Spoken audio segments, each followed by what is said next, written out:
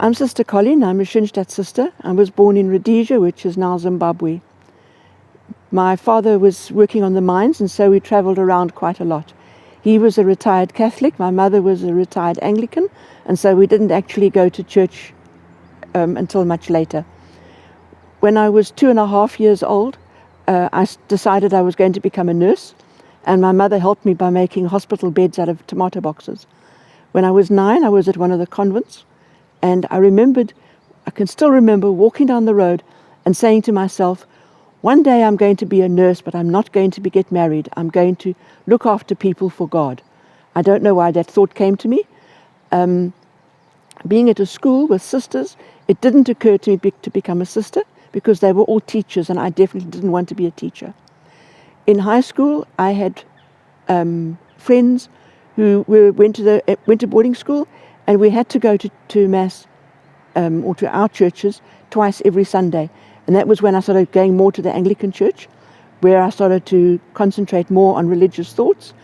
And when I went to the nursing, that sister had organized a group, who was our tutor, had organized a group of 10 students that we just had a discussion group. She invited the 10 here to Schoenstatt, to the shrine, and I was the only one of the 10 who ever turned up, and I wasn't the Catholic in the group. I was too early in the morning and a week too early before the date. So as we arrived, we greeted, and then she took me up to the training center to leave me with another sister because she had a meeting on that day. And as we passed the shrine, she asked me whether I would come on the right Sunday, the following Sunday, with the other nurses. And I said, yes, I would.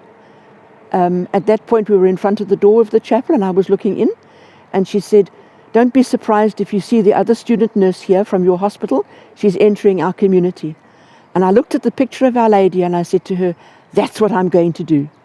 I don't know who got the bigger fright, her or me, because I'd never thought of it. And after about 2 weeks, I went back to her and I said, no, this is really what I want to do. So I had to become a Catholic first. I had instruction in 1972, was received into the church in 1973. Then I had to wait another year before I could join the community. I had to wait 2 years in whole. But I didn't know what to do with that year.